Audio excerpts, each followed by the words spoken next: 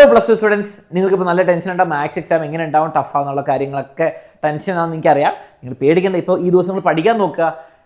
മൊത്തം പരീക്ഷ ടഫായാൽ എല്ലാവരും മാർക്ക് കുറയും. ചിലപ്പോൾ ഇവാലുവേഷൻ സിമ്പിളാവും ആൻഡ് കട്ട് ഓഫും കുറയും. കട്ട് ഓഫ് പറഞ്ഞാൽ നിങ്ങൾ അതിനെപ്പറ്റി ആലോചിക്കണം. അപ്പം അതിനെപ്പറ്റി ഞാൻ വേറെ വീഡിയോ ഇട്ടിട്ടുണ്ട്, മാത്സ് ടഫാവുന്നുള്ള കാര്യം പറഞ്ഞിട്ട്.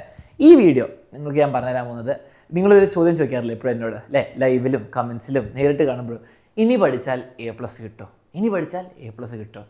ആ ചോദ്യത്തിനുള്ള ഉത്തരം ഞാൻ നിങ്ങളോടൊരു ചോദ്യമായിട്ട് ഞാൻ പറഞ്ഞുതരാം. ഓക്കെ, അപ്പം എനിക്ക് യെസ് ഓർ നോ പറയാൻ പറ്റില്ല. എനിക്ക് നിങ്ങൾ പഠിച്ചിട്ടുണ്ടോ, നിങ്ങൾക്ക് എത്ര അറിയാം, നിങ്ങൾ വർക്ക് ചെയ്തിട്ടുണ്ടോ, അല്ലെങ്കിൽ നിങ്ങൾ വെറുതെ ഉഴപ്പി നിൽക്കുന്ന കുട്ടിയാണോ? ഞാൻ വെറുതെ യെസ് എന്ന് പറഞ്ഞാൽ എനിക്കറിയാം, എനിക്ക് പറയാൻ പറ്റില്ല നിങ്ങൾക്ക് കിട്ടുമോ കിട്ടില്ലോ എന്ന്. പക്ഷേ എനിക്ക് നിങ്ങളെ കൊണ്ട് തന്നെ ഉത്തരം കണ്ടുപിടിപ്പിക്കാൻ പറ്റും. ഇനി പഠിച്ചാൽ A+ കിട്ടുമോ? ഓക്കെ, ഞാനൊരു ചോദ്യം ചോദിക്കാം.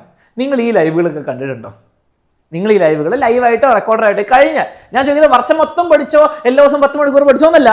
കഴിഞ്ഞൊരു 1, 2, 3, 4, 5 ദിവസം നമ്മൾ 2-3 ചാപ്റ്റേഴ്സ് വീതം പഠിപ്പിച്ചിട്ടുണ്ട്. ഇമ്പോർട്ടൻ്റ് എല്ലാ ക്വസ്റ്റ്യൻസും തിയറിയും പഠിപ്പിച്ചിട്ടുണ്ട്.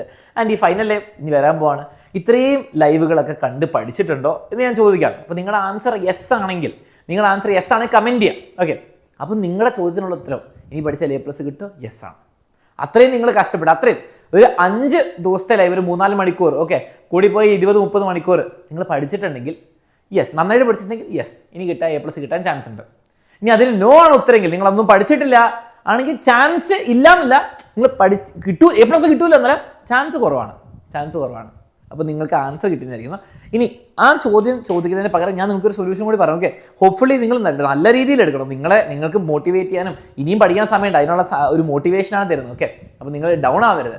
നിങ്ങൾ ചോദിക്കേണ്ടത് ഇനി A+ കിട്ടുമോ എന്നുള്ള ചോദ്യം വിട്ടിട്ട് ഇതാണ് ഉത്തരം എനിക്ക് പറയാനുള്ളത്. ഇനിയെങ്കിലും പഠിച്ചാലേ A+ കിട്ടുള്ളൂ. ഓക്കെ, ഇനി കുറച്ച് ദിവസങ്ങളോടെ ഉള്ളൂ. വർഷത്തിന് തുടക്കം നിങ്ങളോട് ചോദിക്കുകയാണെങ്കിൽ ഞാൻ പറയും പഠിക്ക്, കിട്ടിക്കോളൂ A+, നിങ്ങൾ പഠിച്ചാൽ മതി എന്ന് പറയും. പക്ഷേ ഇപ്പം നിങ്ങളോട് ഞാൻ പറയുകയാണെങ്കിൽ ഇത്രേ ഉള്ളൂ, ഇനിയെങ്കിലും പഠിച്ചാലേ A+ കിട്ടുള്ളൂ. ഇനിയെങ്കിലും പഠിക്കണം. ഈ കുറച്ച് ദിവസങ്ങളുള്ളൂ, മാക്സിമം പഠിക്കും.